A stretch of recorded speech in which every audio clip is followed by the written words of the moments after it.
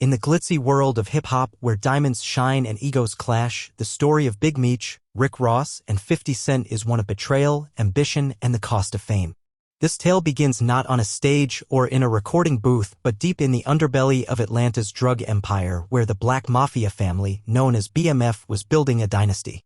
At the center of it all was Demetrius Flannery, or as the streets called him, Big Meech. Charismatic, ruthless, and wildly successful, Meech wasn't just moving product, he was shifting culture. From flashy cars to VIP treatment in clubs, he had the respect of hustlers and the admiration of rappers. BMF wasn't just a drug organization, it was a brand. And Big Meech was its icon. But as Meech's empire expanded, so did his reach into the music world.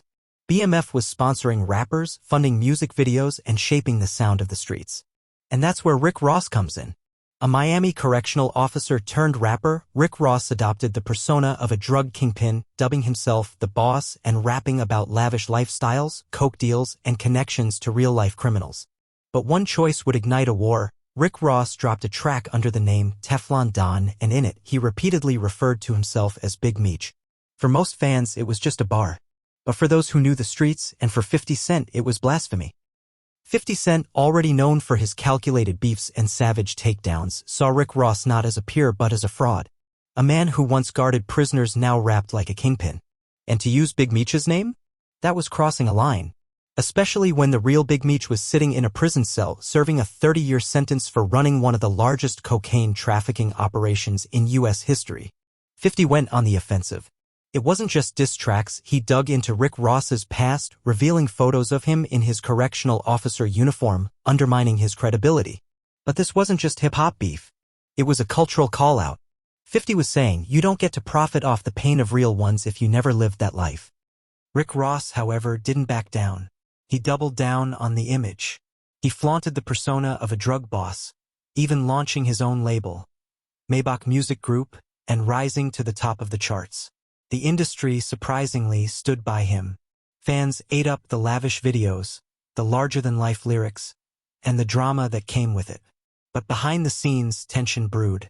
Because even as Rick Ross profited off Meech's name, Meech himself was watching from behind bars.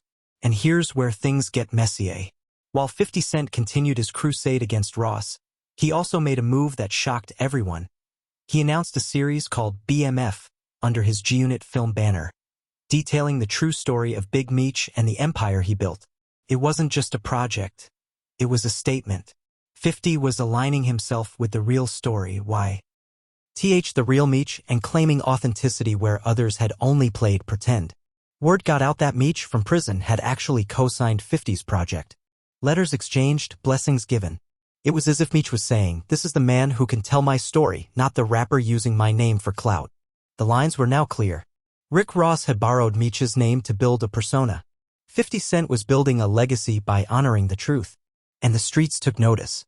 But here's the twist, despite all the shots, all the exposés, all the drama, Rick Ross's career didn't crumble. In fact, he thrived. Some argued that the controversy only fueled his rise. Others whispered that real ones never forgot that behind the smiles and charts, Ross had lost the respect of those who mattered most. Meanwhile, 50's series became a hit. BMF wasn't just another crime drama. It was a cultural reckoning. The show peeled back the layers of the drug world, family, loyalty, and betrayal.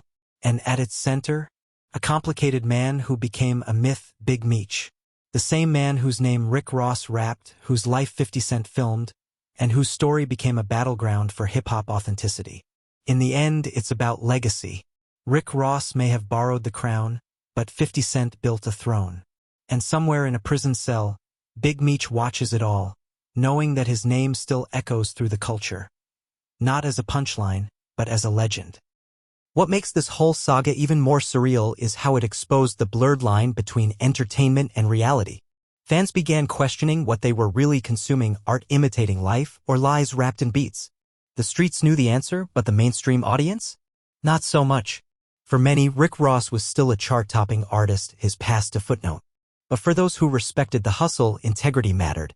When you build your image on a life you never lived, the cracks eventually show. And that's why 50's move hit so hard. He wasn't just attacking Ross, he was holding up a mirror to the industry. And the mirror didn't lie. The game had changed.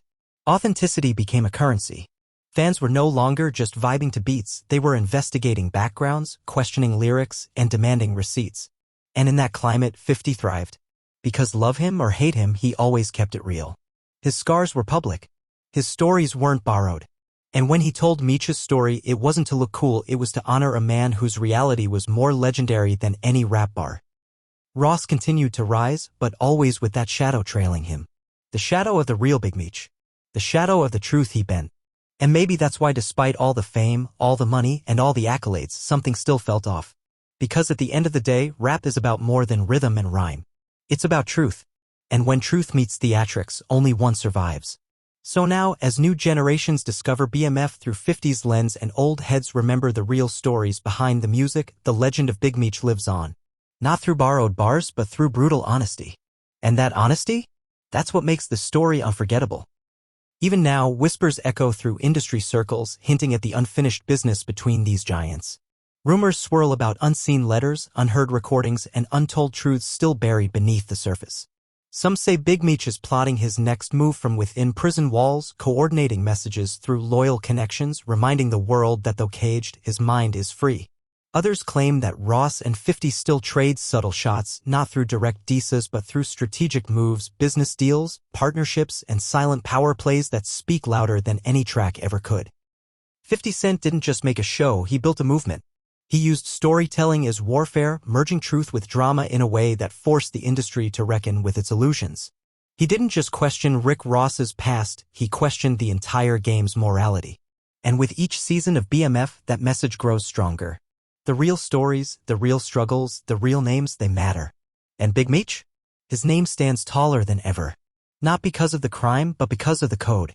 A code that Rick Ross flirted with and 50 Cent committed to preserving. Now, as BMF gains new viewers, and as the hip-hop landscape continues to evolve, the saga of Meech, Ross, and 50 becomes more than just a moment.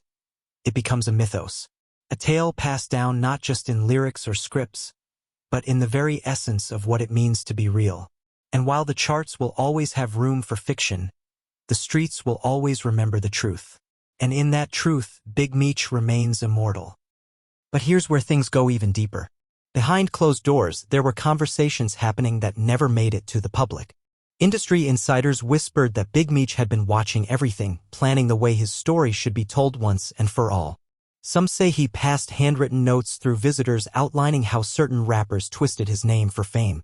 Others believe there's a documentary being pieced together, not by producers, but by men who lived the streets with Meech, ready to set the record straight. The media only caught glimpses, but those who were close to Meech, they knew he hadn't said his last word. 50 Cent, in his usual fashion, stayed calculated. He didn't need to scream or shout. He let his moves talk. Every casting decision, every scene in the BMF series, every public comment about Meech was weighed with purpose. He wasn't just producing a show. He was crafting a legacy. And he knew what was at stake. This wasn't just entertainment. This was about memory, history, and truth. He walked that line carefully, knowing Meech was watching, and knowing that if he fumbled, the streets would never forgive him. And Rick Ross? He kept doing what he does best, living large, making music, throwing lavish parties. But deep down, there's a question that never leaves. Does he ever wonder what it would be like if he hadn't dropped Meech's name? If he had built his image without leaning on someone else's reality? Maybe he does. Maybe he doesn't. But the reality is this, the story moved on without him. The deeper narrative, the one with real consequences, real legacies, real pain, that belonged to 50 and Meech. Now more than ever, with the world watching, the legend continues to grow. Not because of chart positions or YouTube views, but because stories like this refuse to die. They evolve. They find new voices. And as long as people care about the truth, about loyalty, and about the weight of a name, Big Meech will never be forgotten. And neither will the choices that brought these three men into one of the most unforgettable conflicts hip-hop has ever seen.